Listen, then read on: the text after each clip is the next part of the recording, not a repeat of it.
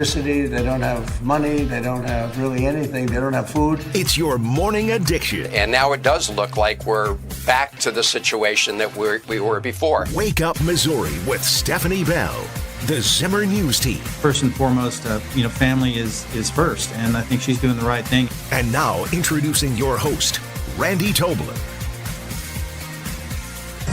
Fox News alert, we just carried out a new wave of strikes in Iran. The Pentagon confirming to Fox that U.S. forces struck 4 Iranian drones posing a threat to the Strait. CENTCOM also bombing an Iranian military site that was seconds away from launching a 5th drone. We're told these strikes were purely defensive and intended to maintain the ceasefire. Quote, purely defensive actions back in the news as the president meets with his cabinet, not in the Situation Room yesterday, but met with the entire cabinet, fairly transparent thing. We'll be unpacking some of that. I'm Randy Tobler, along with Stephanie Bell, John Marsh, and Drake Whitman. And it looks like the battle's on under a different name. Reports that Oman may want to get friendly with Iran. What's that all about? Is that coalition beginning to show a little crack as they get tired of counterattacks from Iran on neighboring nations where we have troops or other interests? That's an interesting story we'll be following. We'll be talking that with Steve Bucci this morning at roughly 8 o'clock, a little after 8. And it's an interesting thing. John Martin, Representative John Martin, will be with us a little later in the 7 o'clock hour as well to talk about an upcoming event where, as we were talking yesterday with the governor, Stephanie, a lot of things on the ballot. We're going to start seeing a lot of advocacy on both sides of these issues. In this case, he's going to be a speaker at an upcoming income tax ballot initiative thing. So we'll be talking with John a little bit later. Yeah, there are some upcoming events. I know a lot of people have an interest in the potential elimination of the income tax and how that might change the state. Of course, we will be voting on that in August. And Americans for Prosperity, I think, is leading the charge in hosting a lot of events around the state. I know they've got one in Jefferson City, one in Columbia. I think I saw one in Kansas City coming up, just to educate people on what it's all about and to ask questions. So excited to hear from John. And if you're interested, keep an eye out for those events because it'll be a good opportunity to learn more before you head into the ballot box. And I had a little flashback to our event at Lakeside, Ashland, when we all watched in stunning silence, shaking heads, going, what's going on during that debate between Joe Biden and Donald Trump back in the day. And but now we have an explanation. We weren't the only one that were stunned. Were you horrified as you saw it unfold? I wasn't horrified. I was frightened because I had never, ever seen Joe like that. With the COVID, with dealing with everything we have to do with, look, if we finally beat Medicare. Thank you, President. Remember that? Man, oh man, that was tough to watch. It was really tough to watch. It was tough to watch. And that was really the final nail in the coffin. Mm-hmm. No pun intended. Yeah. I remember the event at Lakeside Ashland. We had a lot of lawmakers and wannabe lawmakers who were there. And I think to a man and a woman of them, they were just feeling really sorry for Joe Biden by the time it all ended. Yeah, it was really something. And I don't know that I saw any tears from the Democrats, but we had Democrats show up to our events as well for the debates. And it's almost like, you see the pan of the stadium after their team loses and people are like crying. They weren't crying, but you could see it written all over their face, like this is bad. There was a very silent depression going on, immediate depression in the wake of that particular event back on June 27th, 2024. And remember E. Jean Carroll, who won a defamation judgment against Donald Trump for, what was it, 80 million something, a lot of money. And now the DOJ, with Todd Blanche recusing himself, Stephanie, is investigating her, and basically they are probing into whether or not maybe she committed perjury, because apparently in a deposition early in the process, she had said that there was no money funding her lawsuit or anything, and then I guess it came out, shortly before trial, that in fact she said that there was some kind of a very wealthy financier who was involved in that, a guy named Hoffman. So I think that's interesting. Now, Todd Blanche, of course, was, I guess, on the president's personal team at that point, so he's recused himself. But he hasn't attended meetings, been involved in any discussions. It's been overseen by other officials, but they've turned this over to federal prosecutors to see what's going on. Yeah, that's the number one rule is tell the truth. A lot of people, don't end up going down for the whatever other crimes they did. They go down for not telling the truth. Yeah, in 2022, she had a deposition statement that she received no outside funding, though it was later revealed that billionaire Reid Hoffman had paid some legal fees and expenses. So there you go. Well, maybe she'll just claim at that point, with 2022, so what was she, 78 at that point? Maybe she just claimed that her memory slipped and she didn't remember there were a couple checks there. Well, that's kind of why you always hear the Clintons say, I don't recall. Yeah. I mean, that's in a lot of other people as well. Yeah, didn't Robert Mueller, now recently passed, didn't he say that when he was, I think, when a lot of I don't recalls when he was Which you should in still front be of Congress. telling the truth that you don't recall. But a lot of people do that, and that allows them to say, well, I didn't say yes, I didn't say no, I just said I wasn't really sure. Yeah. Well, it'll be interesting where that goes. And, of course, the president and the DOJ, and by extension the president, being accused of weaponization. I don't think anyone on the left that endorsed all of the persecution of Donald Trump and prosecution of Donald Trump for years, from before he was elected the first time, has much standing to talk about weaponization of the DOJ. Do you? I mean, they just don't have much standing. I don't. And honestly, I think Trump has exercised pretty significant restraint in Trump 2.0. I mean, we've heard of him some statements he said allegedly said to other people like, hey, you're not, going after these people like I want you to. But honestly, I mean, I think it's when you compare what the Biden administration did and what he's doing, two totally different pictures.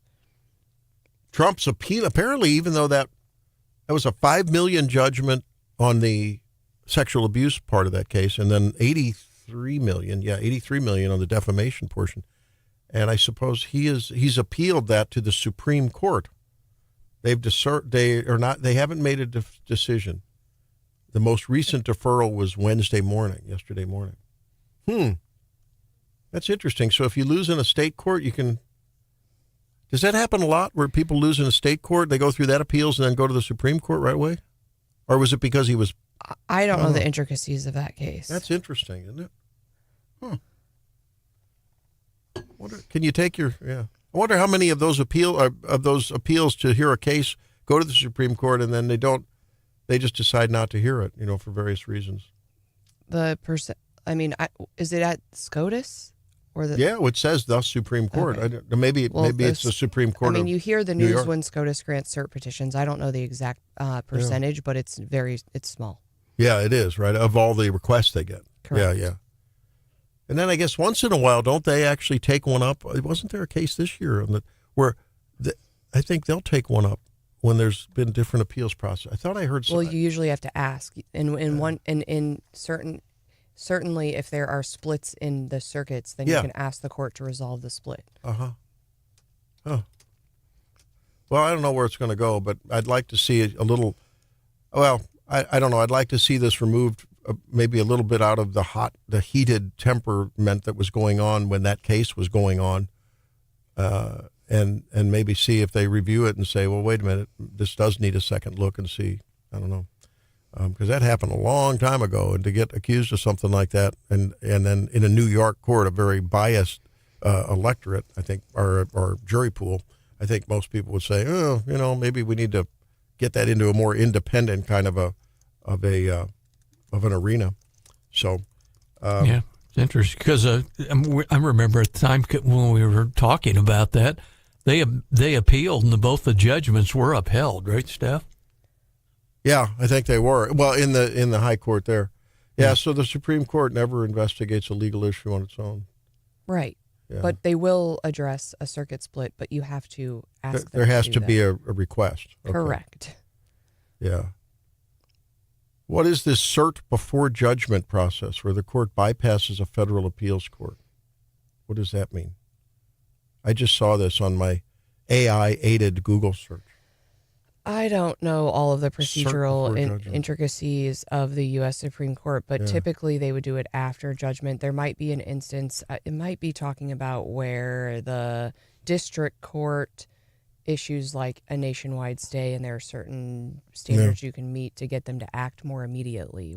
I think we've seen a little bit of that over the last year. As I was looking into a little bit of this about this process last evening, did you know that I didn't realize less than 1% of the time the Supreme Court overturns like precedential decisions that it has made older, like for instance, the Roe versus Wade decision, the Dobbs decision. Yeah, it's a 1%. Wow. It's called stare decisis. It's a hallmark of jurisprudence that kind of like that the law is the law of the land, and that you have to follow previous precedent. So the bar to get them to overturn previous precedents pretty high, and because essentially you're convincing them that they wrongly decided something before.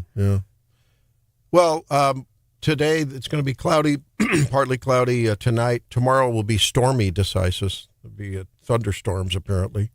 And John, I'm hearing about some weather from the Gulf. A lot of my daughter lives in Tennessee. Said they've had like 10 days of straight rain, and they're reporting a lot of that is going to come up into the southern, into Arkansas. And I wonder if that's going to impact southern Missouri as well. I haven't seen that on the news wires, but sometimes these spring storms, and especially in this pattern, was it El Nino that Tony was telling, or was it La Nina? Super El Nino. Super El Nino. It's a super El Nino.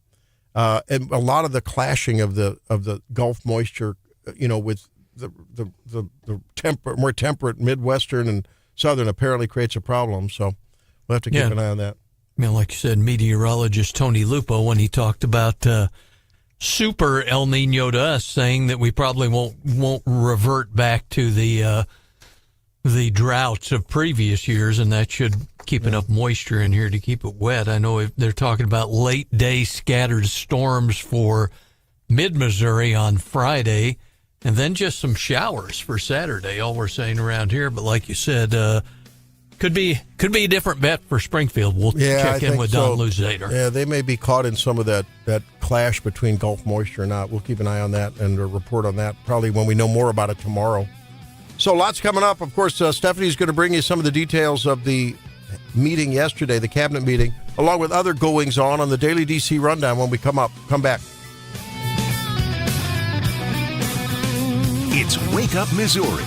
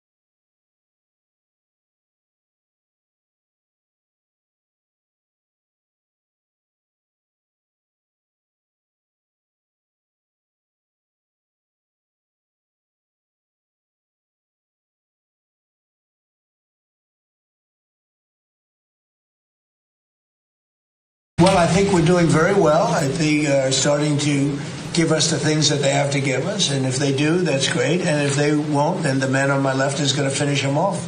Wonder who the man on the left is. Here's Stephanie with that answer on the Daily DC Rundown. The man on the left is Pete Hegseth. As we talked about yesterday, they had a cabinet meeting yesterday where they covered a whole variety of issues.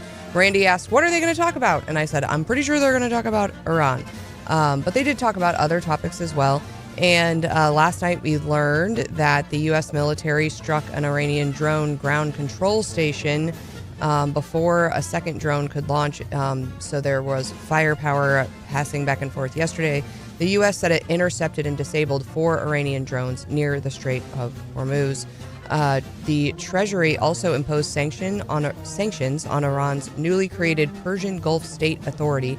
That's the organization Iran had formed to manage shipping through the Strait of Hormuz. I think, so what we know is apparently there's no deal because we are still, I think we called the strikes defensive strikes because they launched their drones first, maybe. But certainly the word ceasefire is getting a new meaning, I think, Randy, right now. Yeah. I think they've redefined that in the Webster's. And of course, this is important because roughly 1/5 of the world's oil passes through there. We are well beyond the initial 6 weeks that we thought this conflict was going to take. And I think last night's actions are also just highlighting the changing nature of what it means to be in warfare. Instead of, troops on the ground, we're seeing, the use of drones and cyber attacks and AI targeting systems. So this is what modern warfare looks like. And in Hezbollah and Israel, they're using, fiber optic? And so it's hard for them they don't have the technology to counter those. That's right. We are also expecting CPI data out today. The Bureau of Economic Analysis will give us April personal consumption expenditures price index, and we will be comparing that to what was expected. Of course, I think, Randy, those numbers have been coming in pretty decent and beating expectations. It doesn't seem to be really moving the needle as far as inflation goes, but we've got a new Fed chair and decisions. Oftentimes they look at data like the CPI when they're making those decisions about interest rates. So pretty interesting. We'll cover that. I think we should have those numbers by the time we do the morning bell at 8:25. Also, with Gaza, Israel said it killed another Hamas leader in Gaza. The strike reportedly also killed a member of his family. So despite, again, the ceasefire, let's put those in air quotes, agreements, the violence in Gaza and Lebanon continues to escalate. And then yesterday, we got another announcement. Randy talked about the beautiful display that is going on at the Hoover Dam for the 250th. We've got stars on the walls of the dam and a flag as big as a football field. And so if you're getting out that way, at least from the pictures, it looks like it's something definitely worth visiting. But we're hearing more about, and we've got the UFC fight coming up, I think June 14th. A lot of chatter about that, but we're also hearing about the Great American State Fair and who will be the entertainers.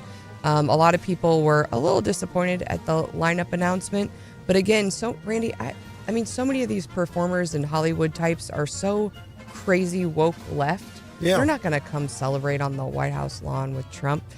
So we're seeing Martina McBride. You know her, right? Sure.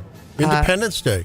Flo Rida, which if you missed it last year, Flo Rida was at the State Fair and retweeted Brian Hauswirth, which is really cool. That's right. Bret Michaels, Vanilla Ice, and Milli Vanilli are all on the card for this Great American State Fair. Where's Kid Rock?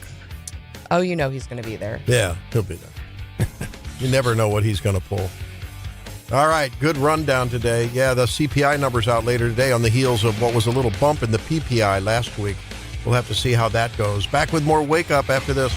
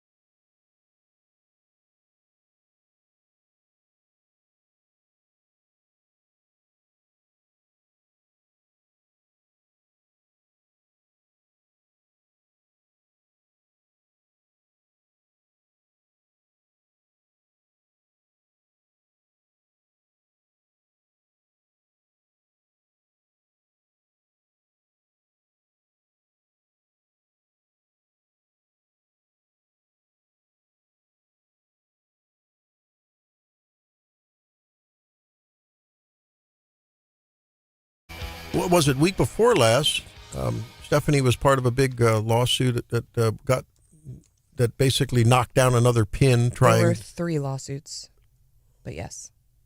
Okay, Stephanie was involved with 3 lawsuits that knocked down a pin that was that they were trying to bash and dash the Missouri First deal. So take it away, Stephanie. Since you had 3 cases, take it away. A new case. Yours. What do you mean a new case? There's a new case that was the Supreme Court did yesterday. So it's in your court. Yeah. Go for it. Okay, Since you're well informed on this. Yesterday, the Supreme Court, it was like what they did a few weeks ago, where the case was argued in the morning and the decision was out by the afternoon. The Missouri Supreme Court unanimously ruled that the governor had the constitutional authority to call a special legislative session in 2025. This lawsuit was brought by the NAACP of Missouri, and they said they were arguing that the Constitution only allows special session during truly urgent or extraordinary situations, but the court said the phrase extraordinary occasion simply means when the legislature is not already in session, basically giving the governor really broad authority to call a special session when he deems fit. The court found that there wasn't any limiting language that would limit the governor's discretion to convene lawmakers for a special session. This is where the special session, they had 2 special sessions, last summer, and this was the one where, again, they passed the Missouri First map. And so we are winding down, it looks like, the lawsuits on the Missouri First map. There was a separate lawsuit that was filed by the proponents of the measure in Cole County Circuit Court last week, and that case is asking the Cole County Circuit Court to force the secretary to make a decision on the referendum now. Of course, we've talked before that by statute, the secretary has until August 4th to issue his certificate of sufficiency or insufficiency. So there's still that pending lawsuit. There's one other one, but the main one is the one they filed last week. So a few more battles to be fought. And since the definition of extraordinary was sort of the center of that case, we should highlight a local young lady, Ananya Igerwal. Is that the proper pronunciation? Is in the preliminary round of the Scripps National Spelling Bee on Tuesday in Washington, D.C. How cool is that? Second those consecutive words year that they float by them. Yeah. Man, oh man. That's the second consecutive year. I remember her name. I saw that name in the story, and I thought, I remember that. So this is the second consecutive year. She's advanced through 3 preliminary rounds of the annual Scripps National Spelling Bee on Tuesday. So let's see. On round 1, let's test young Drake in this. She, oh my goodness, drew the word Lupercalia. I've never heard of that word. Lupercalia. Lupercalia. It's an ancient Roman festival celebrated February 15th to ensure fertility for the people, fields, and flocks. Lupercalia. Have you ever heard of that word, John? Yeah, it's the one where they run naked. Ah, no wonder you've heard of that. Yeah, exactly. Yeah. Drake certainly heard of that. I was about to say that's the apartment at every Friday. Are you kidding me? And then, so this is interesting. They had multiple choice vocabulary questions read by the host there, or the moderator. What is a pilferer? Bailey asked. The choices were a thief, a sailor, a physician. Well, that was a fairly easy one. That's pretty easy. That was pretty good. Many people would say a physician these days. Yeah. A lot of angst against physicians. Feel like their doctors are not taking advantage of them or whatever. Yeah, I saw a little bit of the highlights of that online, and it was like some of the words they were floating across to the spelling bee participants. The judges could barely pronounce them. Last year, it's interesting. Last year, she missed the word vapid, V-A-P-I-D. Now that's not a tough one, is it, Steph? Vapid? I wouldn't think so. Yeah. But I think, for a lot of, spelling out loud off the top of your head on a stage in front of people, I would struggle. Yeah, we talk a lot about AI Do you find your spelling slipping when you're writing things down? The more and more you use, like you see that, like you can type in something close on Google or on Gemini or on Grok or on whatever search engine you use, and it'll often come up with the right search for you. You know, so you get a little sloppy with your spelling, no? You're sloppy with your spelling in anything. At least I am. I mean, Word corrects it. Yeah, Google we Docs had corrects it. spell check for 20 years. Yeah. My spelling was long gone before AI ever got here. It's a disappointment to me, though, personally, because I used to be much better than I am now. Well, I'm sorry. I'm trying to be efficient with my work, not please Randy. So if you don't like that I spell there, THERE instead of THIR. That's different. That's just EIR. stupid. That's not a spelling error. That's the only spelling error I can think of off the top of my head, Stephanie. I don't know why you're so stuck with the, like, oh, I'm so sad that we're not able to, spell words correctly on pen and paper, yada, yada, yada. When was the last time in work you used pen and paper that wasn't your own notes? Oh, all the time. That wasn't for your own use, like your own notes. Like you're not mailing in whatever and for doctor stuff and then mailing it in. No, in the office, I'll write something down and give it to Helene or Sammy or Shannon. Yeah, we trade notes. I mean, we obviously were editing like pleadings all the time, but like even if I could spell, you probably can't read my handwriting. Yeah, I mean, it's not that deep. Last year, I guess valise was a word that gave her a little problem. A valise. You know what a valise is, Drake? No, I don't. No. What's like a valise? A briefcase? Yep. We also don't use those anymore. Hey, yeah. What do you call what I bring every morning? That's a purse. It's not a. No, it's not. That is a purse all the way. No, if it's not a purse, it's a satchel. It's a handcrafted leather satchel. Thank you very much. About it's a European 15 years shoulder old. bag. You just proved my point. It's not called whatever you just called it. You called it a satchel, a leather satchel. Yes, thank you.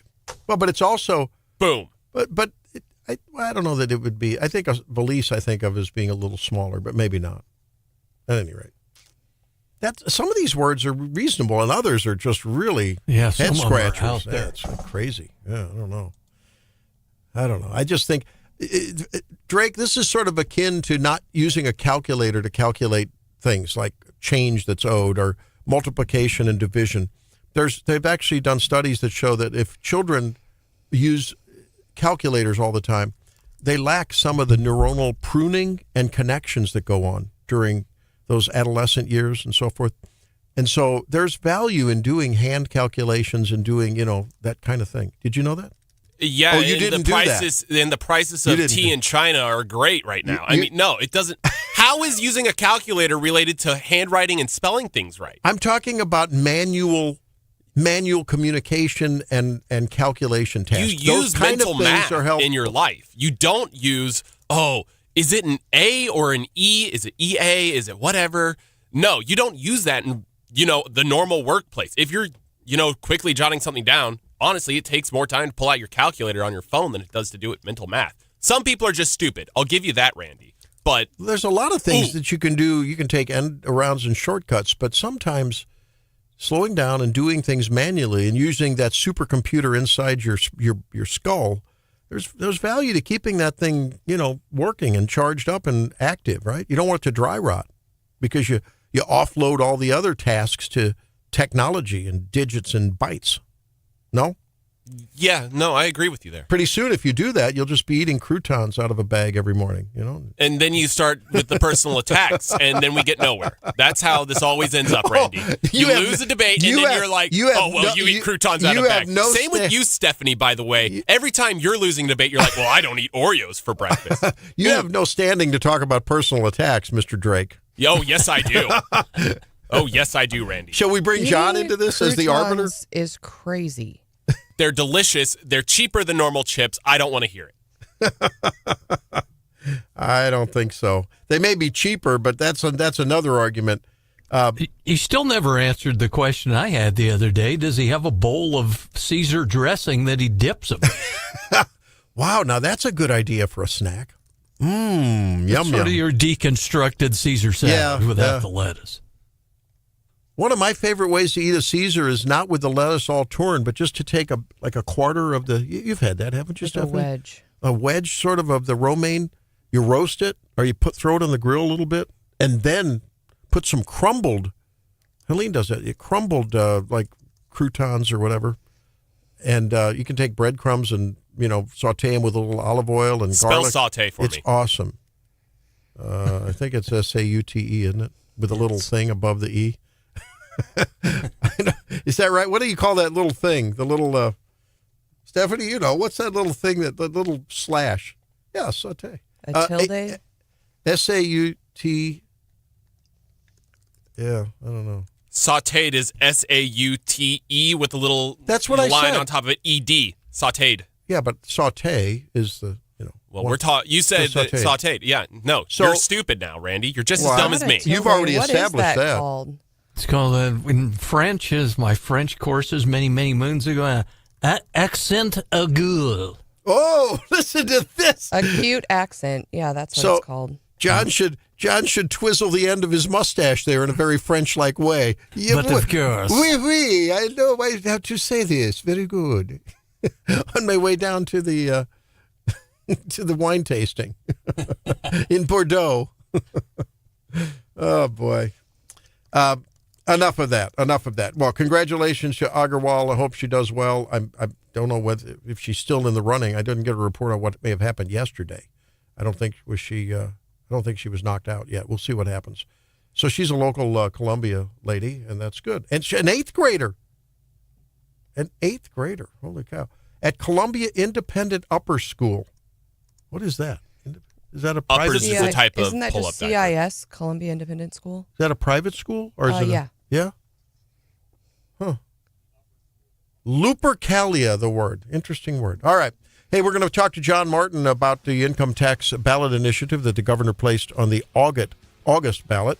And then that'll be at 7:35 coming up. And then 8:08, Steve Bucci, because there's some defensive action, as Stephanie said. Maybe a redefined way to do offensive action, right?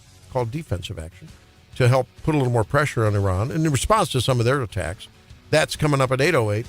And a little bit, you want to slash your blood pressure without taking a pill? I might have an idea for you. Stay tuned. It's Wake Up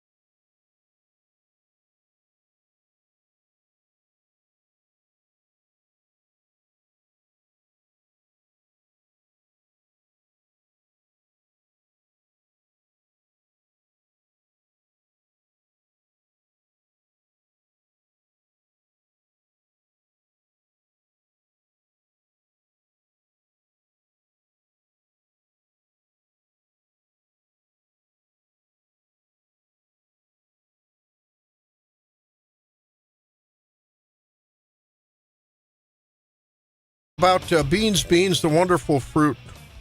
The more you eat, the more you toot. You've heard that old thing, right?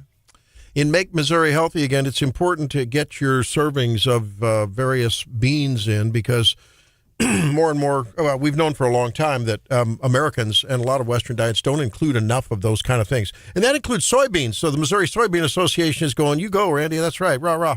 It's good. Soybeans are really high in both insoluble and soluble fiber. The insoluble fiber has a lot to do with maintaining healthy sugar levels. You know, they provide a little fermentation in the gut, which, you know, you feel that a little bit. That's the toot part. But that creates chemicals when the bacteria eat that stuff. Then it creates short-chain fatty acids that can be very, very beneficial for you. But a study, really a well-done study, suggests now that eating more beans and soy could slash high blood pressure by up to 30%. I don't know that I've seen that when people really increase and accelerate their bean intake.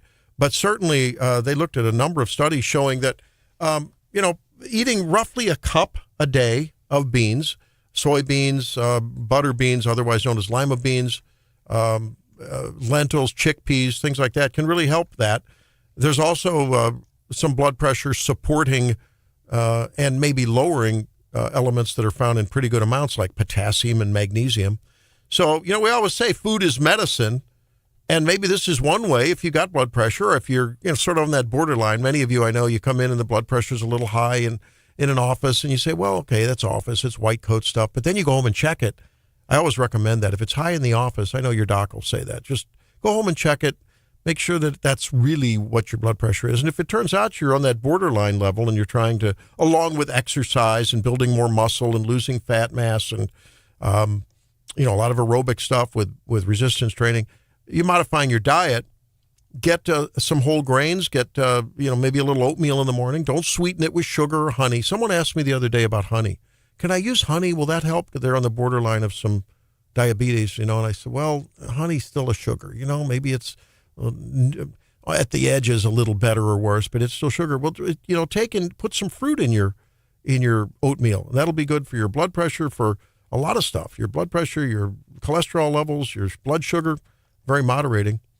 So I don't know. How about John, are you getting that cup of beans a day, whether it's soybeans or? No? Probably not. But my thought was, you talk about people getting, a high precedence of beans and legumes all in their diet.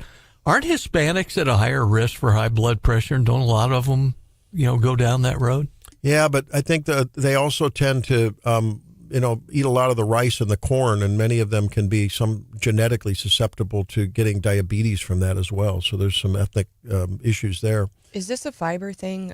Fiber's good. I have a TikTok on the show prep about fiber that we need to play later. We're going to get into that. We'll do that. So I think that just a reminder, Helene uses a great hack on stuff to cut down on starchy carbohydrate intake. She'll put butter beans in dishes where otherwise you might have rice or noodles or something.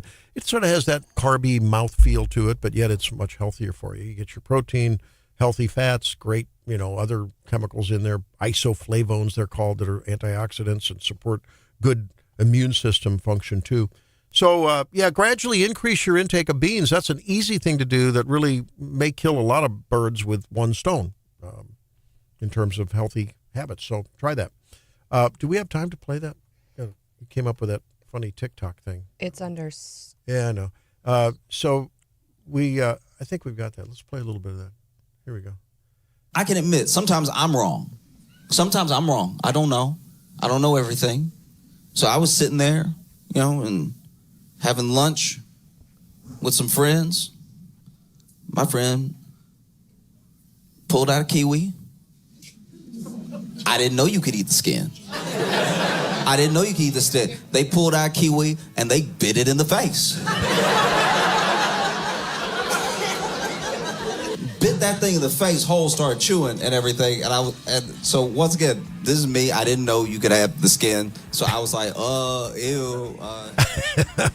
Who is that? Josh Johnson. Yeah, good stuff from Josh Johnson. Well, that's another way to get your fiber. We'll be back with more after a few top-of-the-hour news words.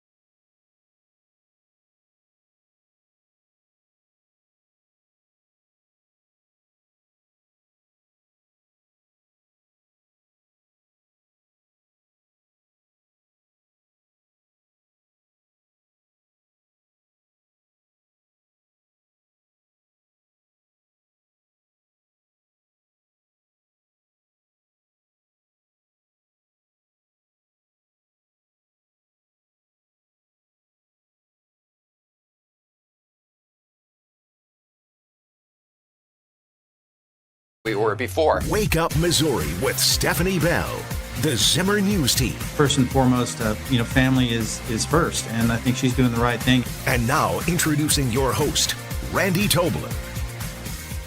Diplomacy is always the first option, and we continue to work on that through your envoys, Mr. Woodcoff and Kushner and others, the Vice President, who've been very involved. And if there's an agreement to be made, we want that to be made. I think there's been some progress and some interest, and we'll see over the next few hours and days whether progress could be made. I just want to remind everybody, Mr. President, you know this well, you have other options available to you if that doesn't work. And the president said that if Iran doesn't give us what we need, he'll have this man on his left. That was Rubio to his right. The man on his left was Pete Hegseth. And Stephanie, John, he keeps threatening, he keeps saber rattling, and some kinetic action overnight with what they call defensive actions, taking out a couple of drones, I guess a Navy. This was an interesting thing. Then the Iranian Navy, I read in one report, attacked a U.S. tanker. I thought the Iranian Navy was at the bottom of the sea. Well, they've still said in some of the covers, Fox talked about, they think the Iranians still have several thousand of the little high speed boats, as opposed to big naval vessels that all got. So that's the Iranian Revolutionary Guard Corps, the IRGC's. That's the remnant of their navy, right? But their navy, because everything else was kind of sort of like the Iraqis in the regular army and the Republican Guard, same kind of thing in Iran. It's sort of like Joe Pesci going up against Charlton Heston, right? I mean, what's a little... That's a good analogy, I guess, yeah. I mean, really? They talk tough, but... So it's an interesting mix of what they're terming defensive action, but on the other hand, it's fairly open. What was the name of the base that they attacked as well, Steph?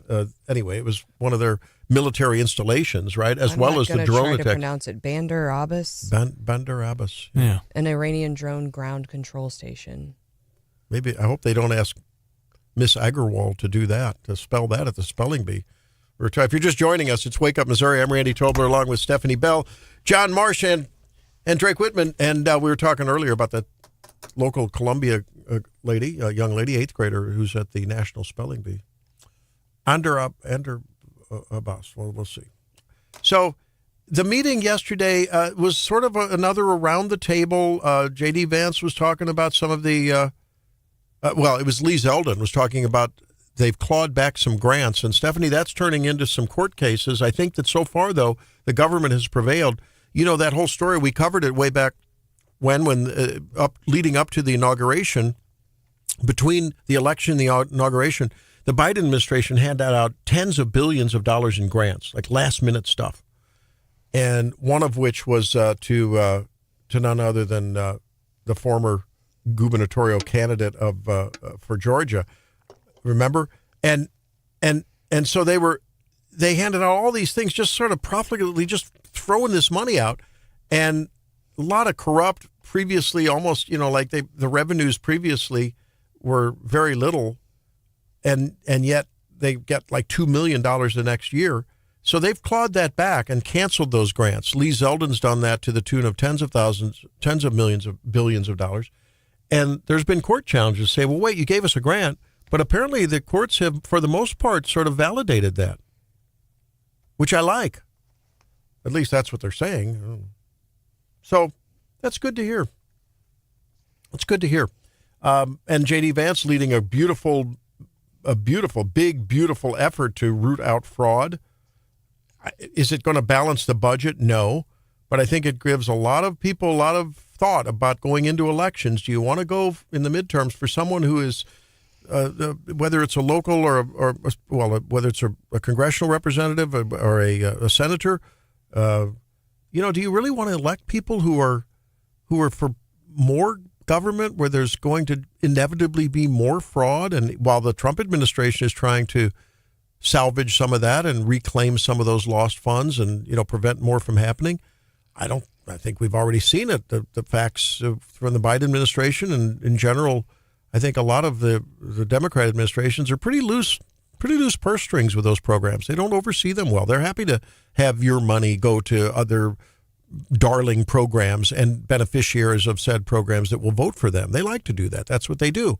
So yeah, they're not paying attention. Did you see yesterday the former CIA official accused of hoarding gold bars? Yeah, 300 of them. I mean, you're right, Randy. The government employees who are supposed to be keeping an eye on our money not doing a very good job. So federal agents raided yesterday a home of a former CIA officer in Virginia. And according to prosecutors, they found more than 300 gold bars, a whole bunch of Rolexes, and $2 million in cash. And this is all stuff he was basically stealing from his job. Have you ever accidentally stolen something from like work or a hotel or something? You're like, oh, I took this pin. Oh, you come home with like, one time I came home with like a dish towel from an Airbnb, and I thought, oh, I felt so bad. I know. Can you imagine coming home with 300 gold bars from work sitting in your basement? I mean, that's the craziest story. Also, he's a senior former officer, not just a low-level with person. the CIA. And then when they started doing the investigation, and they're like, maybe this guy is up to no good because he stole all our gold bars. They start looking at his background. He lied about his credentials for years, claimed he had 2 degrees he never had, claimed to be a Navy pilot. Again, this guy works for the CIA, and the CIA didn't do any investigating that his degrees were fake and that he wasn't in the Navy. Like, that isn't that your whole job?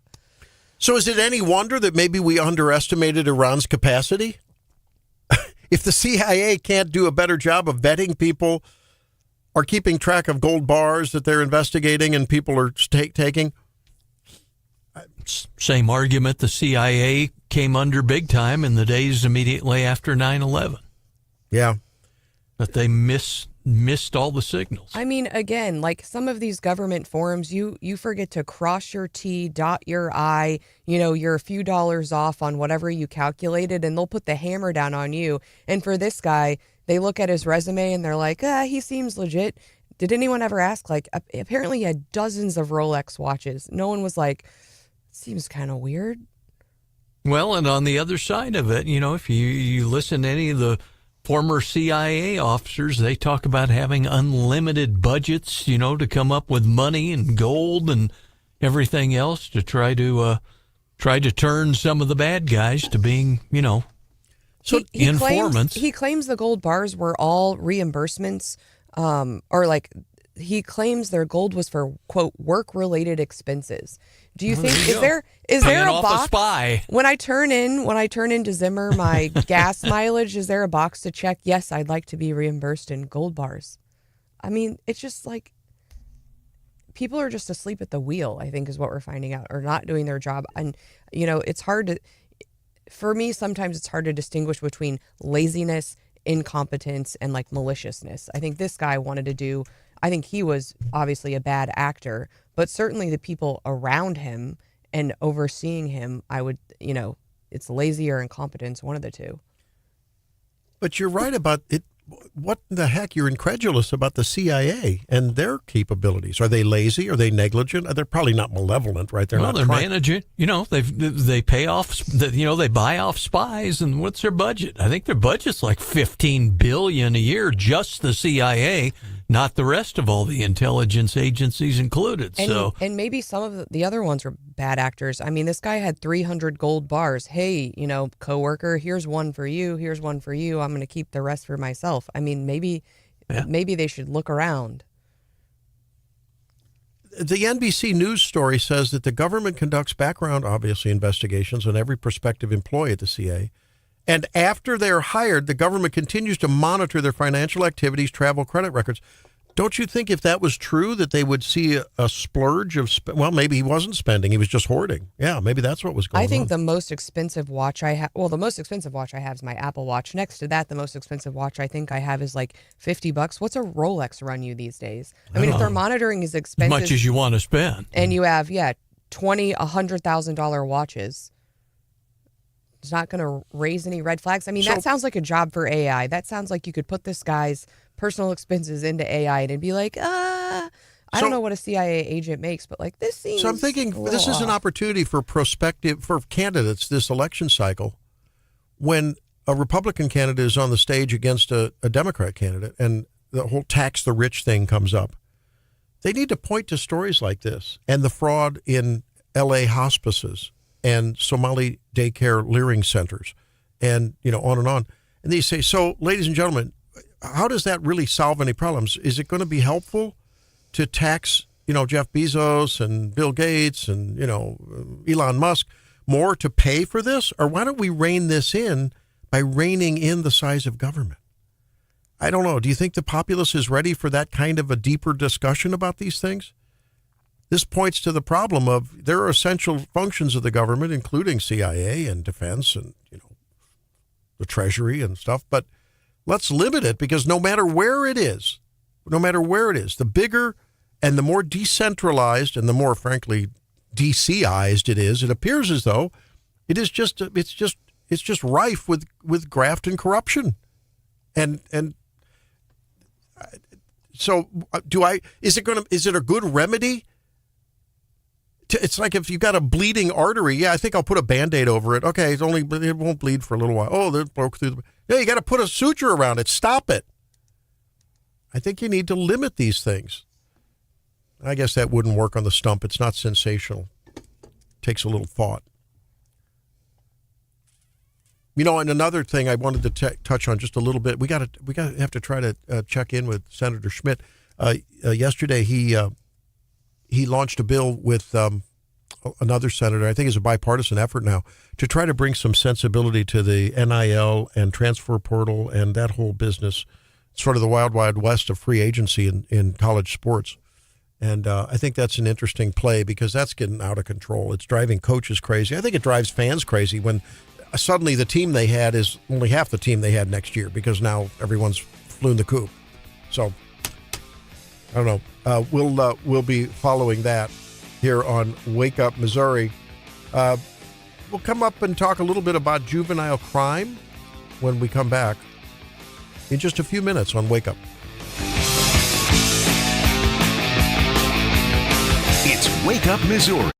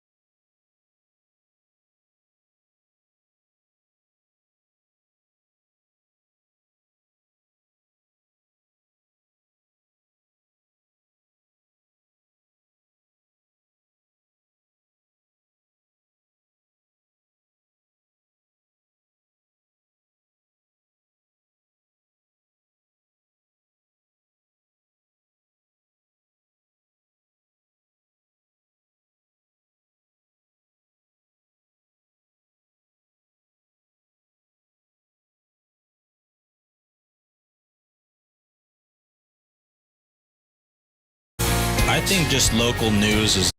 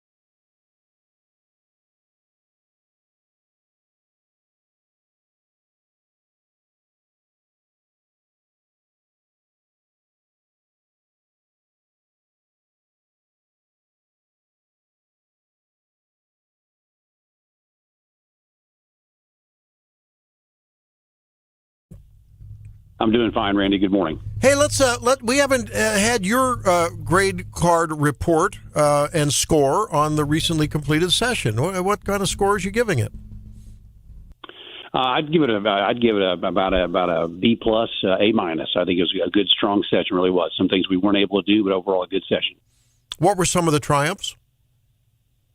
The first one would be just the passage of the road to zero. As far as working on eliminating state income tax, I think that's the biggest one. I think put Missouri on the right path if the voters approve. Mm-hmm. And then the other one would be I would say some of the criminal justice reform on especially some of the juvenile crime issues. And so I think those are two big victories right there.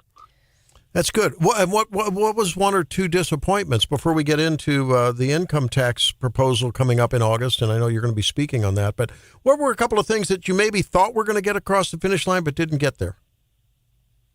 One would be, I know last summer the House, we went around all the state as far as on some of the personal property tax reforms, and especially some of the siloing and putting some of the different types of taxation on personal property and things like that did not make it through. That died in the Senate, and so that's one thing I wish could have had some more work on. But the good news is this income tax, eliminate the income tax proposal, has a lot to do with property taxes as well. So we do have good opportunities yet.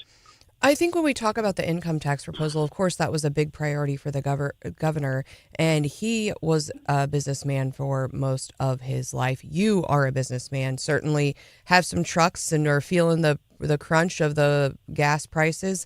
I mean, talk to us about, and so I assume being in the business community, you talk to a lot of other business owners. Talk to us about what that income tax proposal means for business in Missouri. Sure.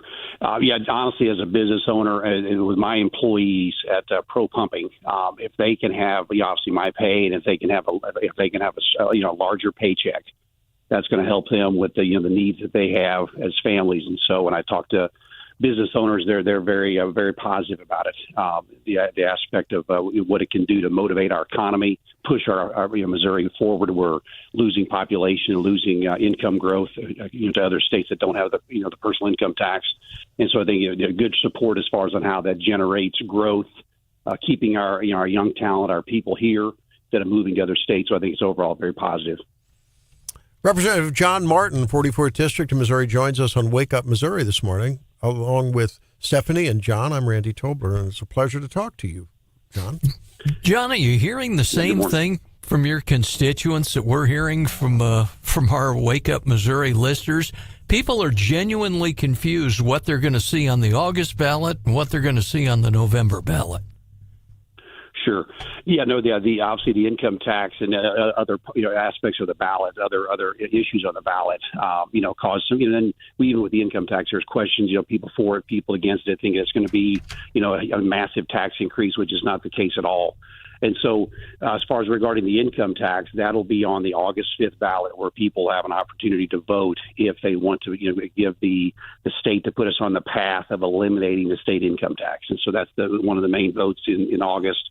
I know there's a vote with the Conservation Department and some of that. There's also the vote on the IP reform is another one. So those are some of the major ones coming up in August. John, when the opponents, and I'm sure they'll come out in droves to income tax reduction, they're going to say, well, now you're just going to do a regressive sales tax increase on people. You're going to be charging them income tax for all the services and other things that they never paid tax on before. And you guys are just out to hurt the little guy. And, how are you going to answer that? Because no doubt that's going to come up. Maybe that'll come up at the upcoming town hall, in fact. I don't know. But sure. What do you think? Well, yeah, the answer to that is if the voters approve the elimination of the income tax, it's very guardrailed, and so it would put into the Constitution that any increase in, let's say, as we expand the sales tax to other areas, that increase has to be completely offset by reductions in the income tax, and so it's not a tax increase at all.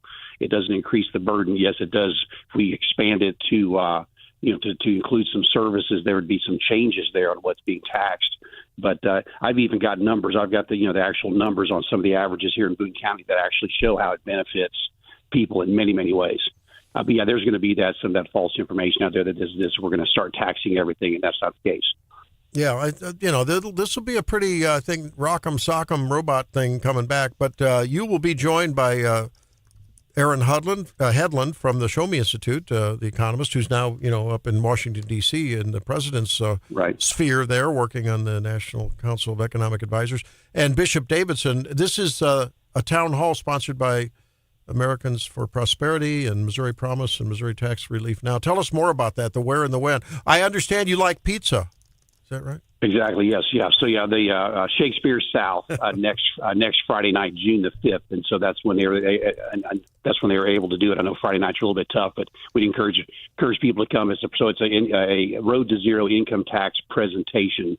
Yeah, Friday, June 5th, 6 to 8 at Shakespeare South, and that includes free pizza. And so we do want people to get on Americans for Prosperity, get on their website and sign up RSVP. But that'd be great if people come and have a presentation about this proposal, as well as they have an opportunity to ask questions as well. Did I hear free pizza? Drake and John and I will be there. Not a problem. We'll be there. Stephanie, you going for free pizza? Doors open, man, 6 o'clock. But so I want to emphasize it's going to be a good presentation. Yeah.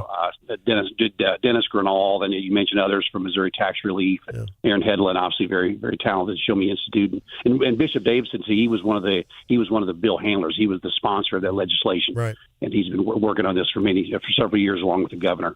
John, we talked with the governor yesterday about this, and it was interesting. We talked about property taxes a little bit, and some reforms there, as you said, didn't make it. We talked about the gas tax, and he really sort of defended not a pause in the gas tax, because he says that there's nothing to say that would automatically translate to savings that the retailers would pass that on to consumers. At least that's what I heard. I thought it was an interesting thing. Where do you stand on the gas tax and maybe a pause during this little blip in prices as the Iran thing gets settled?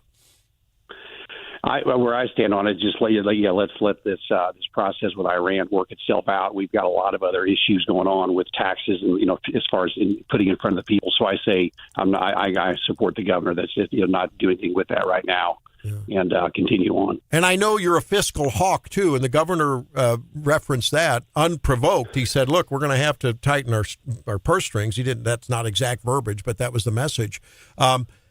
Shouldn't that be, in other words, budgetary restraint, fiscal restraint, should that be like at the first opening comment of every session when you guys are then trying to figure out should income tax, go away? How to rebalance things tax wise? Shouldn't that be the first order of business? How do we cut back the need for taxes in the first place? Yeah, no, I agree. That's exactly right. We have to look at the target. And for example, this year, thankfully, we were able to trim from the governor had proposed about $52 billion. We were able to trim it down to about $48.5. So found some areas. We definitely got to keep working on some of the error rates in like a Medicaid fraud and things like that. And so any ways that we can trim the budget while at the same time keeping, funding our priorities. And so to trim that, I did very much so. You served on the subcommittee on appropriations for education. Yep. The governor has put together that task force to re-examine the foundation formula. Can you talk about how that task force and then the legislature's work kind of interacts, and what the timeline for kind of potentially getting a new formula going is going to be? Sure. I'm not specifically on that task force, but like you said, I am on that subcommittee when it comes to budget time. They're supposed to have everything put together by this fall, is my understanding. And so those meetings are already happening, and key leaders. I know Dr. Ed Lewis, representative north of us in Randolph County, and others are on that. Several senators and other folks that are putting that together. Now that'll be a big change, a lot of new information, because the foundation formula has not been changed since 2005, so it's definitely due for an update. All right. Well, John Martin from District 44, thank you for joining us. We look forward to having folks come out and say hi to you and Aaron Hedlund and Dennis Gannell, and, of course, Bishop Davidson at the Road to Zero Income Tax Town Hall next Friday night. That's June 5th at Shakespeare South. Thanks very much for unpacking a lot of this for us. Appreciate it. Thanks a lot. Have a good day. All right. You too. You too. Yeah, there's going to be I think that's going to be maybe a bigger battle than a lot of us anticipate. It makes so much common sense to many people, but that really look at the success in other states that have had income tax removed. But I don't know. I think it might be a tough hill. It's tough because, as we talked with the governor yesterday and just now with John, that there's a lot of misinformation out there, and I think we always fight that on these issue campaigns. Whether we're talking, last year's abortion, or I guess now it's still 2 years ago. Yeah. Gosh, 24. where does the time go? The abortion amendment or other issue campaigns. It's all about making sure people are educated about what the effects of the measure actually are.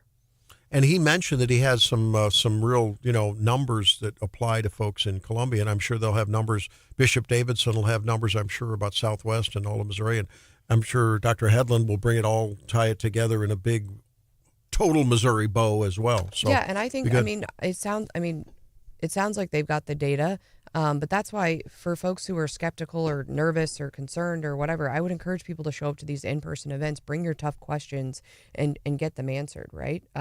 It sounds like they're ready for that. Yeah, it'll be a good event. John, what's coming up when we return? Brand new promotion at the Down Home Country Cooking Place has Brian Hauswirth's name all over it. Is this another Cracker Barrel story? We'll see when we come back. Stay tuned. It's Wake Up Missouri.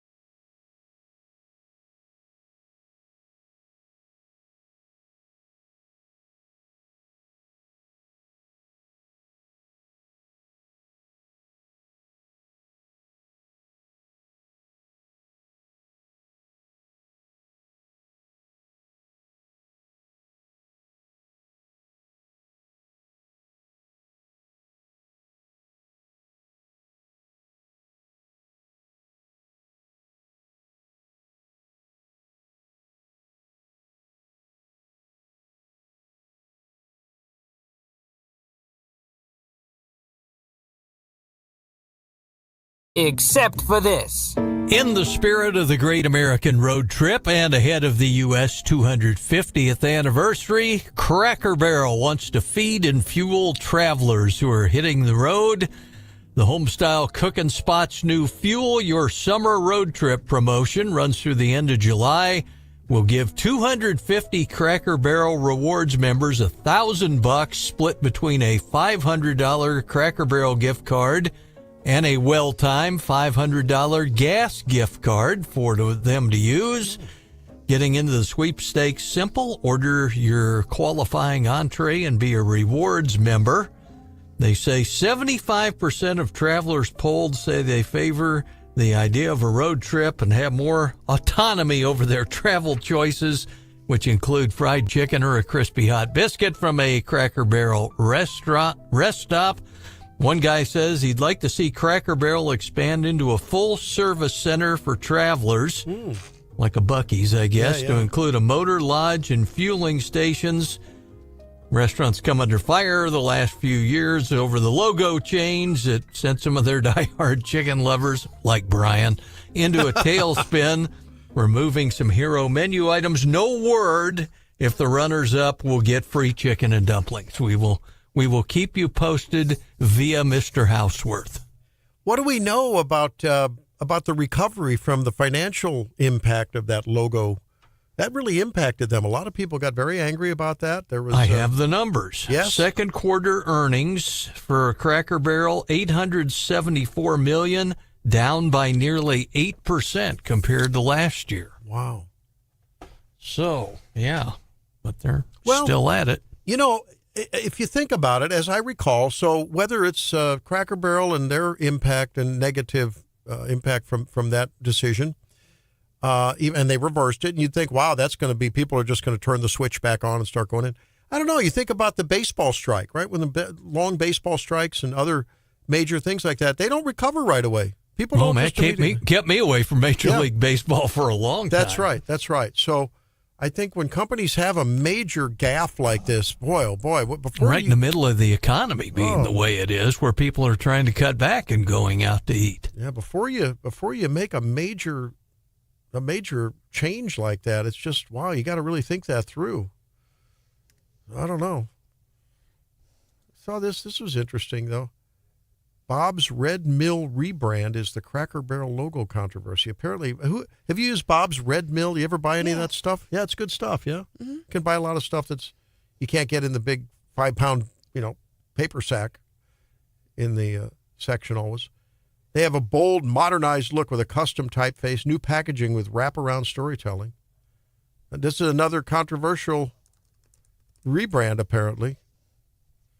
And I don't know. It looks pretty good to me. That's the old logo, and then here's the new one. What do you think, Stephanie? Do you have I don't know. It doesn't look as old-fashioned nostalgic to me. Like you could pick it up at the general store in Pierpont or something. Yeah.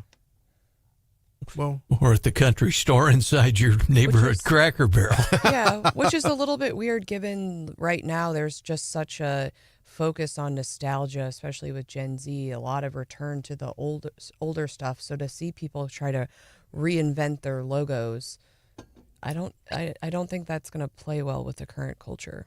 You have to ask the why of those decisions. Is that just like the need for someone at some middle or upper level management to make a splash and do something to plant their stake, to pee on their tree, to say, here I am? It's the same reason you get candidates in races that are never going to win because they're convinced by some political consultant who wants to get paid to run and that they're a viable candidate when they never stood a chance in the beginning. I mean, so I think you've got these marketing agencies who are out there trolling for new business and they say, oh, if you pay me $20,000, we can revamp your logo and it'll sell all these products. And they don't care if you're going to sell more products or not. They want to make a buck. The new look. I mean, do you remember how much the Cracker Barrel paid for that marketing plan? It was millions. It was millions and millions, and it was just a total loser. I mean, it was an absolute loser of a logo. I mean, boy, why not stick with the girl that got you to the dance, guys, and vice versa, right? I mean, just if it's a winner. Now, maybe I don't recall, but I don't recall that they were hurting any more than anyone else in terms of other dining out things in their lane at that time. I can understand doing it if you need to, if you're really taking a swoon financially and you need to freshen things up. Yeah, but it was like $700 million that they invested in their marketing campaign. You got to take a step back and go, hey, that's close to your quarterly earnings. You're going to put all that into the marketing side? Yeah. You should if you buy radio ads on Wake Up Missouri. Yeah. And again, you have to ask the question, okay, I get it. If you're going to rebrand your content and what you're offering, I don't recall that accompanied much. It was just this random change. Oh, well, we'll see what happens. Hey, back with Steve Bucci when we return on Wake Up Missouri. We'll see what's going on in Iran and kinetic action or not.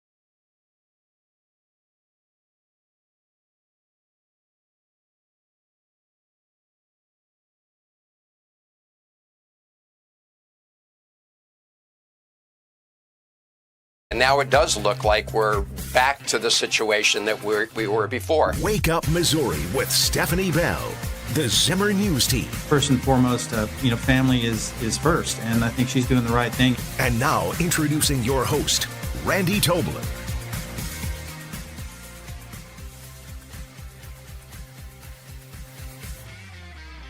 Welcome into Wake Up Missouri, our third hour, as we continue to follow the goings-on in Iran. U.S. downs Iranian drones fired at ships. What's left of their navy going after tankers. We're hitting military installations. All in a defensive action, as it's termed. Well, with the latest and the update and analysis, our weekly visit with Stephen Bucci, Heritage Foundation, and, of course, Special Forces veteran who joins us now. Steve, some changeable times again. It seems like every week there's a back and forth, to and fro. We're on the precipice of something, and then it's not happening, and then it's on again, off again. What's your latest assessment? Well, it seems like we're moving in the direction that I think we're going to eventually have to go. I don't believe we're going to get to a negotiated settlement with this government. Now, if the government goes away and new people come in, we could probably get to a negotiated settlement pretty quickly. But with the IRGC still in charge, I think it's going to go back to kinetic and probably beyond the reactive defensive measures they've taken in the last couple of days, though I think this is a good opening salvo to prepare us for that return to full kinetic strikes. It's interesting to me that what Donald Trump talks about occasionally, we hear Rubio saying, they're moving a little bit our way. Trump talking about it's a different regime, a little different posture now, and, things are happening. But then this guy, Azizi, makes a statement that, one of the red lines is maintaining meaning Iran's, right to enrich nuclear material or uranium. And I'm thinking, well, those are just two polar opposites, 180 degrees apart from what we're being told that they're moving closer. What's the truth? Well, I mean, the truth is there's different people that are all purporting to represent the Iranian position. I don't think Trump and Rubio are just making stuff up out of their hats. I think somebody on the Iranian side are saying those things, and then other members of the Iranian, group, because there's the civilian politicians, there's the mullahs, and there's the IRGC. They all, I think the IRGC has the biggest vote, but the others are at least still at the table. They haven't been dismissed by the guys with the guns. And they're all saying different things. I don't think that's by accident. I think that's all part of the Iranians' plan to try and keep America off balance, to try and keep America at the table, because every day we're at the table, we're at least not shooting at them as much as we would be if we were not at the table. And that gives them an opportunity to leverage that time and leverage the stress on America and the West economically vis-a-vis gas prices and things like that. So I think this is all part of their shtick. And I'm amazed that President Trump has allowed it to go on this long, because it's clear to almost everybody, Ray Charles, I think, could see this one, that they are not going to come to a deal that's ever going to be acceptable to the Trump administration. We're not going to let them keep the nuclear material. We're not going to let them own the Straits of Hormuz and, quote, manage it, nor are we going to, before they have to do anything, turn over all of their embargoed funds and pay reparations and all this other stuff. None of that is going to happen. Well, as long as one of those three groups is not moving off that position, those three key pillars that are hard no's for us and apparently impossible no's for them, then why are we wasting time? Let's go back to it until one of the two groups, us or them, changes our position. I don't think the Trump administration is going to change. And frankly, I don't think the leading governmental authorities in Iran are going to change, short of there being a lot more coercive leverage put on them so that they change their minds. That's Colonel Stephen Bucci. He joins us on Wake Up Missouri at S. Bucci. Great X thread. You ought to stay in touch with Steve on that. Visiting fellow for Special Ops and Disaster Management at Heritage Foundation. And Steve, it sounds like maybe we ought to do a redo on the old West Side Story. Instead of the Jets and the Sharks, it's the IRGC and the military and the third group, right? They all are vying for power and giving mixed messages. Maybe it's Middle East Side Story. That's what's going on. I didn't realize that. Yeah. It's like it, but better music in the West Side Story one. So, all right. Colonel, talk to us. The Iranian military, what are they doing right tactically? What are they doing right strategically? Well, to be frank, the Iranian military is not doing much of anything. The IRGC components are the ones doing the fighting. They own the drones. They own the small boats that are going out and do that. There's an IRGC Army, an IRGC Air Force, and an IRGC naval component that are all separate from the wider Iranian military. The Iranian military is basically, they're just beat up. The Navy's on the bottom of the Straits of Hormuz instead of on the top. Their Air Force is basically non-existent. The Army's there, but they're a conscript force, not terribly effective. But the IRGC is good at these small unit kind of actions to maintain themselves in the fight. And to be honest with you, the press in the West and in the United States is not helping, because they just delight in saying, running any story that's negative. I'm not saying they're lying, but they are definitely selective in what they cover. In the last couple of days, we've had a lot of stuff come out because the internet has been restored inside Iran. I don't know how, but it's there. And now we're getting a lot of stories about the depth of the resistance from the people to the government that hasn't been coming out before. So, the IRGC is good with the drones. They're good with the small boats. That's not going to win any conflict, but it's enough to keep a conflict going, short of us hunting down and eliminating those capabilities. We've done that lately in response to IRGC offensive actions against us or against commercial vessels. We need to take it a step further and say their existence needs to be eliminated. And that capability has to be stripped away the same way we stripped away the more general military capabilities so that we can end this thing. Steve, I heard a little back and forth, and I only heard a brief bit of it this morning, early on Fox and Friends, between Trey Yingst and the people there on the couch, mentioning something about Oman wanting to get a little cozy with Iran. And I didn't know what to make of that. I mean, is that just could they get a little faint of heart? The Omans, maybe not UAE, but some of the other people there that are getting attacked because we may have a presence there, whether it's military or otherwise. And they finally say, "Hey, I'm tired of being a part of this backing U.S. I'm gonna side with Iran." What do you make of that report? I haven't been able to confirm that, by the way, but I heard it on that outlet. It would be very disturbing. It's been a great encouragement of how many of the Gulf Arab states have aligned with us and with Israel, which is always interesting, against Iran. But the Omanis may be, there may be parts of the government in Oman that are saying, you know what, we need to look for other options here.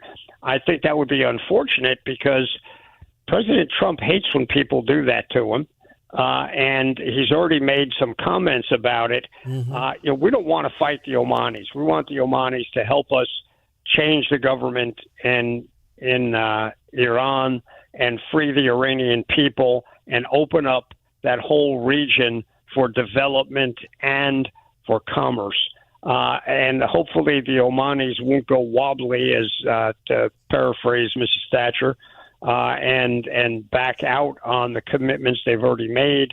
It would not be to their advantage, but it would be bothersome to us. It's not going to be conclusive. Even if they did it, it doesn't mean the Iranians win and we lose. But it would be, it's better if they stay on our side, for them and for us. Yeah, I guess President Trump did threaten Oman with the military force. I guess he was asked yesterday, and he said he would blow up Oman if they didn't stay straight. Oman will have to behave just like everybody else, or we will have to blow them up.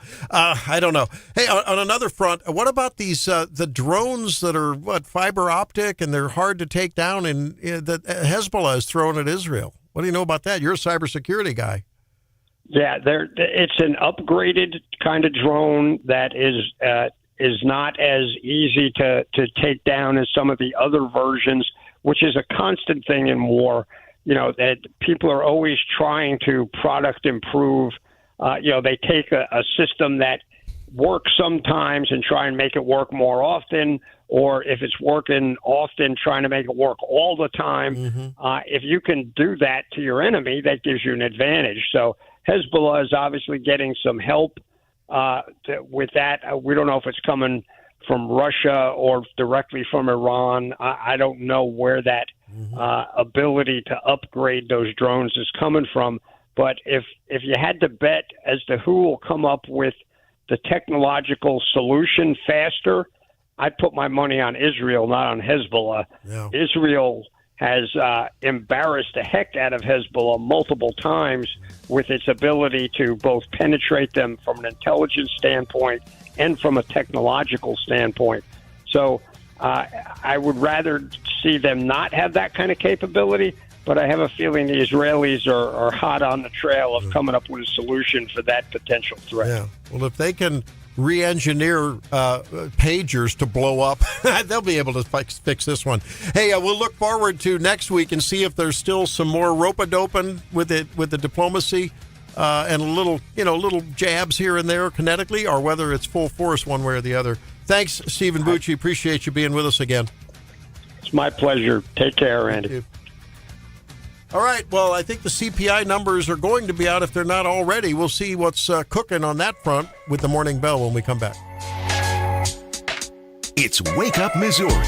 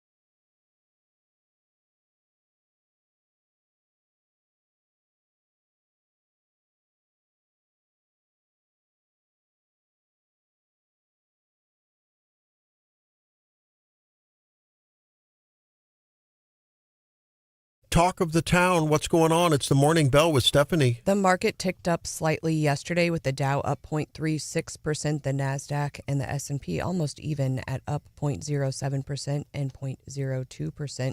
As we look at the sectors, energy was down big while consumer discretionary was up big yesterday. And you're right, Randy, the core inflation numbers are out. We hit an annual rate of 3.3% in April. That's as expected. If we exclude food and energy, core prices rose 0.2% for the month and around 3.3% for the year. That is against estimates of 0.3% and matching that 3.3 for the year. So right at expectations. As we look at some big business news here recently, and a big winner, that's Eli Lilly. You know them for their weight loss drugs, but now it's about editing your DNA.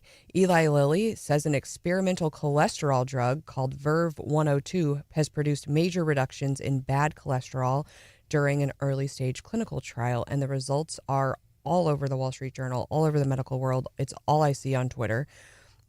The big deal is that it's a single infusion. And so from a single infusion, it's lowering LDL cholesterol. That's the bad cholesterol linked to heart attacks and strokes by as much as 62%. And it's long lasting. They're saying the effect lasted as long as 18 months in some patients. So right now, most cholesterol drugs require people to take pills every day or injections every few weeks. And this is designed as kind of a one-time treatment. And this is affecting Eli Lilly in a big way. I checked their stock price over the past month. It's up 23.9%. Again, you know them from Mounjaro, which is their diabetes drug, which is now the world's top-selling medicine, Zepbound. As well, Mounjaro and Zepbound hit roughly $36.5 billion in 2025 alone, and they're already in trials over, is it Retatrutide? Retatrutide. Retatrutide. And that one is showing even more dramatic weight loss results. In some patients, they lost nearly 30% of their body weight. So this new drug is really interesting. So it's paying off big for Eli Lilly, but it's also paying off big from a health perspective. The drug is using something called base editing. It's a form of gene editing that works like a DNA spell check is what they're saying. But it targets a protein called PCSK9. And that is a protein that's been previously targeted in drugs like Repatha. But the idea is that this new injection, perhaps it permanently dials down the gene rather than just treating what it ends up doing to your health. So Lilly bought the biotech startup Verve Therapeutics for about $1 billion because it believed this technology could work. There are some caveats. It was a very small study, only 35 patients. And, history has taught us that sometimes we see really promising results early on and later maybe not so promising. Verve's earlier version of the drug was pulled because of safety concerns, but Lilly is saying with respect to this study, there are no serious treatment-related adverse events in the trial. So this is really interesting because I think we're entering a new phase of medicine. It's using mRNA technology, the same technology essentially that the famed COVID vaccine used. So acceptance may be a problem. It's early. And the projections look good, but the randomized controlled trials are way, way out there. But hey, it's hopeful and might be an answer to those who want a one and done potentially rather than ongoing infusions. Stay tuned.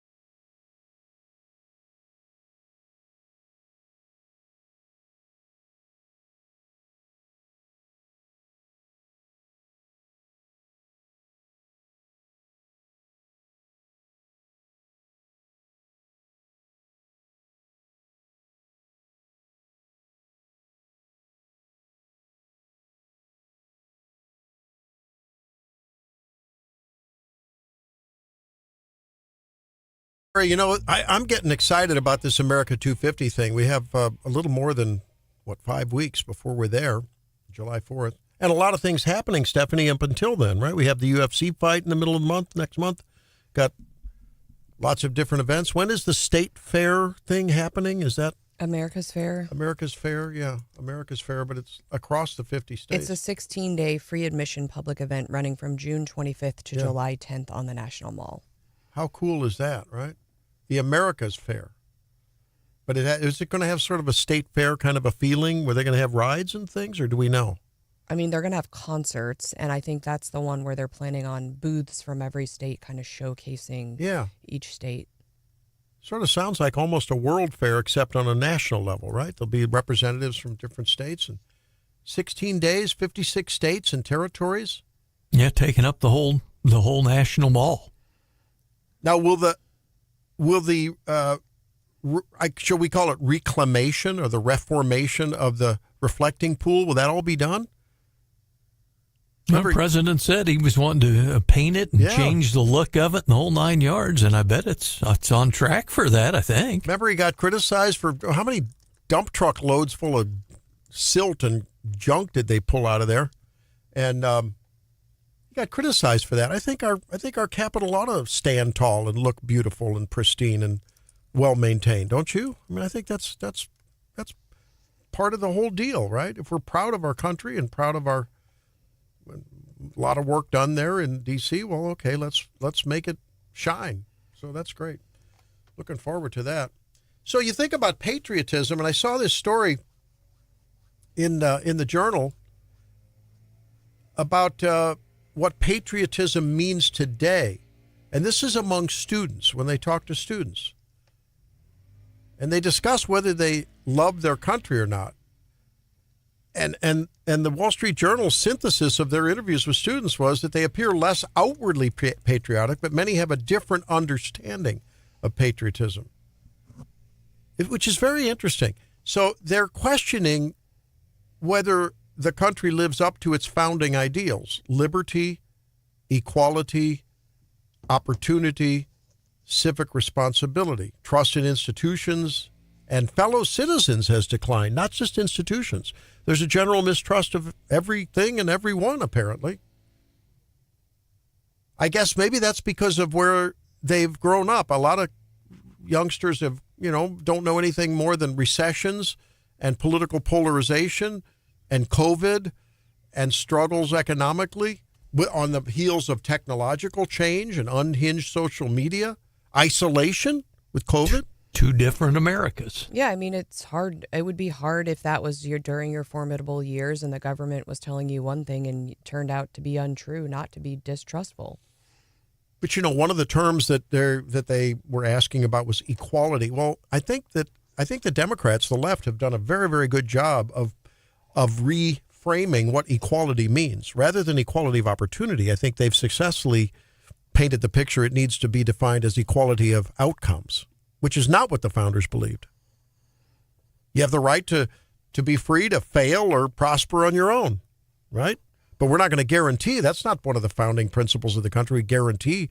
Well, and I think a lot of people's patriotism, I mean, you talk about life experience, it stems from these large events, right? So older generations, it was a war. It was kind of an us versus them type thing. Mm-hmm. And there was a lot of, I think, that really shaped your beliefs. For my generation, we had 9/11, right? And that was kind of a unifying moment for the nation. And so these young folks haven't really, I mean, you can say recession, but they haven't had one of those types of moments where it's like, oh gosh. The pandemic was probably for a lot of what of them, those folks relate to. But that didn't the pandemic wasn't unifying in a patriotic way, I don't think. But I think 9/11 was probably the last one, right? That unified us. Yeah, I mean, I remember being in college and everyone was suddenly on the same team. Everyone was talking about it. People were just nicer and more helpful. And I don't know. I mean, if you lived through it, it's hard to explain if you didn't. And I think that's why, teaching someone about patriotism is different than living through something and experiencing it. Does that make sense? Yeah. to my way of thinking, a lot of this, I'm always cautious about what I believe is the truth of that old, was it, I don't know whether who was it, that Lord Titler, I think was his name, about the cycle of democracies, right? When you gain freedom and liberty, which leads to prosperity, that ultimately leads to dependence and apathy, which leads to tyranny. And then the cycle repeats and people revolt. Yeah. And maybe the kids have had it too good. Maybe it was a mistake of our generation, my generation, that raised their kids to be, pretty much dependent on the easy pickings. So things are going to be good. And look, I came of age, if you will, in the Reagan years, right, and beyond. And it was a good time for America. But he had a lot of the same messaging, not a lot of the same, I think, goals in terms of America first. When he was asked about foreign policy, how do you judge your decisions? And he said, I think the words were something to the effect of, America wins. Well, that's a Trump thing, America first.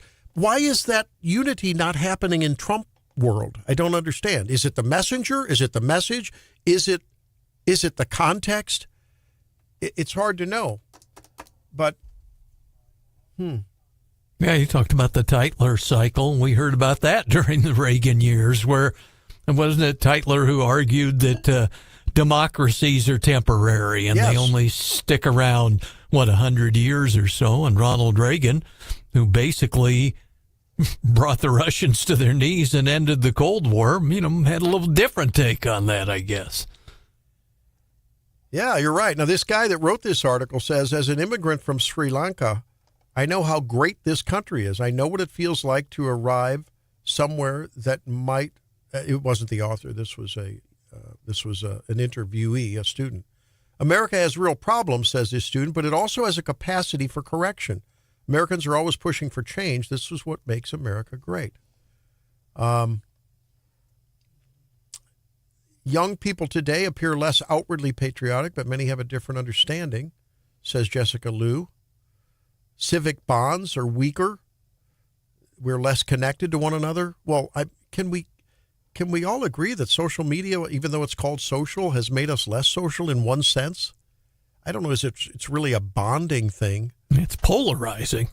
Yeah. And how genuine is it if all you have to do is push thumbs up, like, heart, love, special, beautiful, share? I totally disagree on that. Yeah, I disagree too. How would I figure that?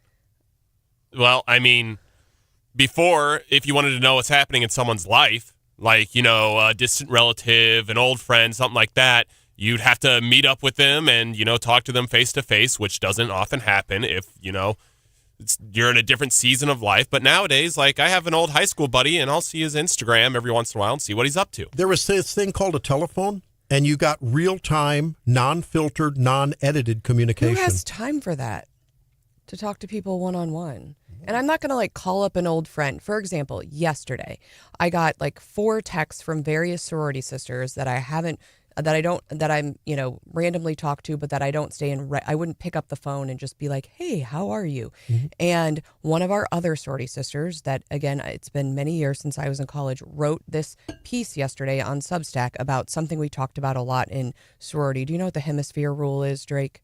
No. All right. Well, we can talk about that as well. But she wrote this whole piece about it and about women's self-worth and other things. And somehow it started getting shared around on social media. I had already seen it on social media, but my girlfriends, it was funny because we were talking about the hemisphere rule this last week with my sister, who was also in my sorority.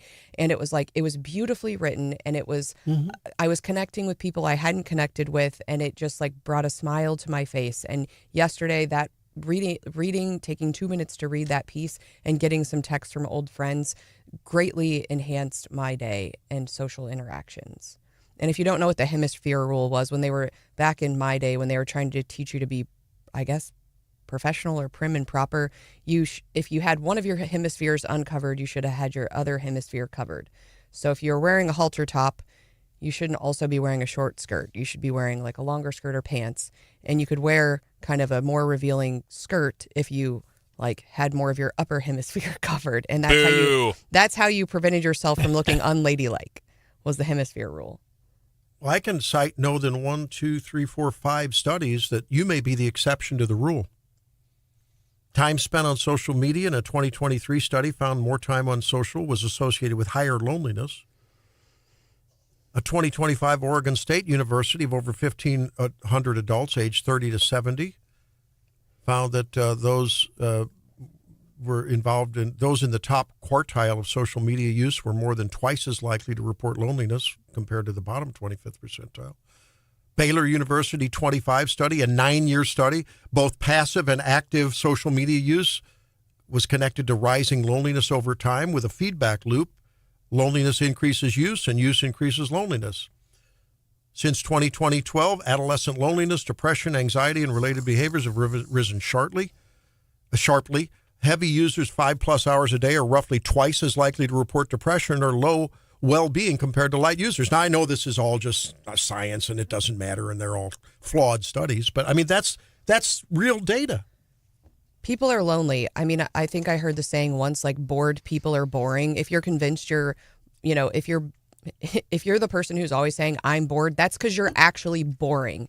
And if you're people who want to be lonely and who are in that space, like, they're going to be convinced they're lonely. And I'm not participating in a study about loneliness. I mean, So you reject the studies? I'm not saying that it can't contribute. I don't attribute it to social media because, again, there were lonely people before social media. There are lonely people now. So you reject the studies? I'm not attributing it to social media. But there's a correlation of increasing loneliness with increasing social media use.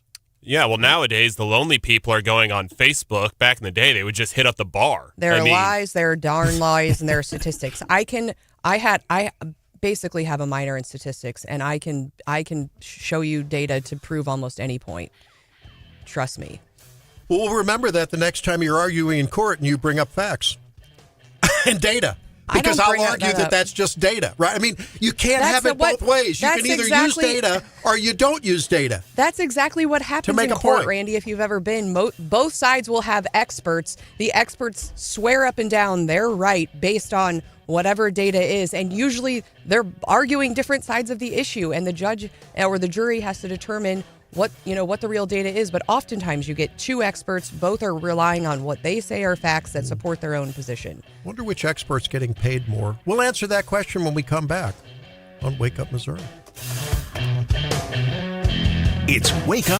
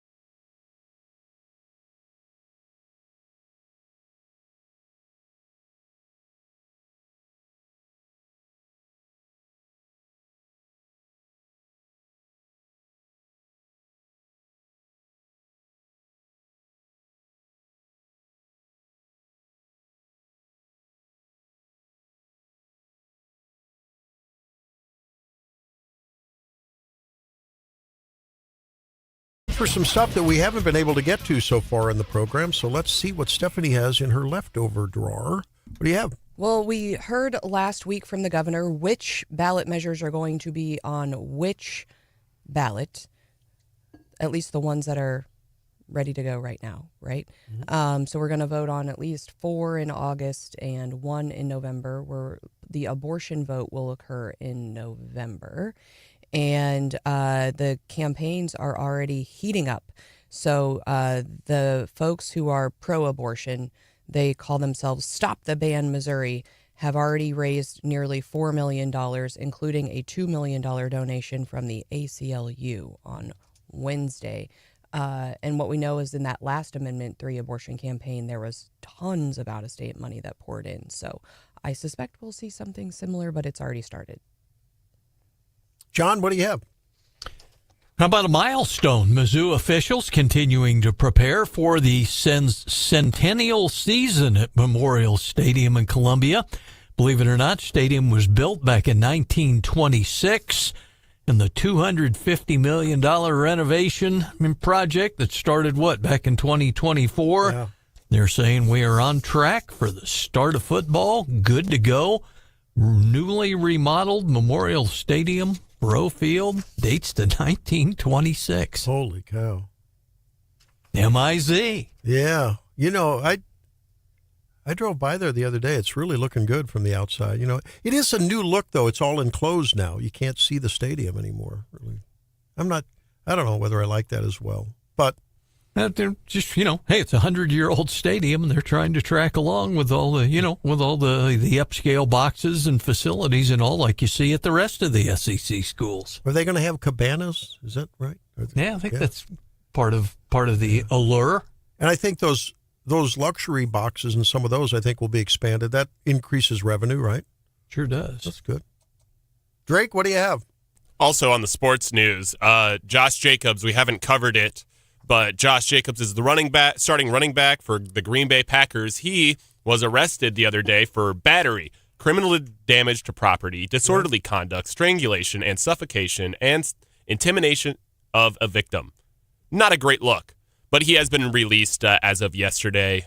DA's office is not ready to charge yet, so another NFL player to add to the list that have done terrible things. Possibly. Those darn Packers. Speaking of running backs, I know we last week, Ahmad Hardy made a reel that said he's recovering, and he thanked us, everyone, for prayers and stuff. Have we heard any more update? Is he on track to, be there for the start of the season, or do we know yet? I don't think they've said. Yeah, we don't know yet. Latest thing we heard from Coach Drink was he said just a week ago or so, Drake, it's way too early to speculate about it. He said it'd be a couple weeks to a month, 2 months before the actual healing is done so they can start the rehab, and then they'll get a timeline. So we'll have to wait and see. And then Stephanie found a kangaroo story. Steph, I saw this. This was interesting. They were chasing down kangaroos. I always find anytime animals are on the loose, I think it's hilarious. Yeah, in Waco, they're chasing kangaroos? How does that happen? Who's keeping kangaroos? Was it from a zoo? Where'd the kangaroo come from? A lot of people. Australia. Thank you. Bump. There's a lot of rescue farmers down in Texas, so I'm sure that it's maybe something like that. Yeah. So here's this little kangaroo, and they're chasing it with what looks like a large fishing net. I'm sure it's an animal catcher kind of a net. And this is the second time this year that they've had a marsupial on the loose. I wonder if Chief Wilde and Chief Schluty and the Springfield chief and, Dwayne Carey, do they train their officers to kangaroo chase? And aren't kangaroos super mean, right? Yeah, they can kill you. Really? Remember the one back about 5 or 6 years ago where they had the kangaroo on the loose in Franklin County? I don't know. Well, we'll pocket that story for now. See you.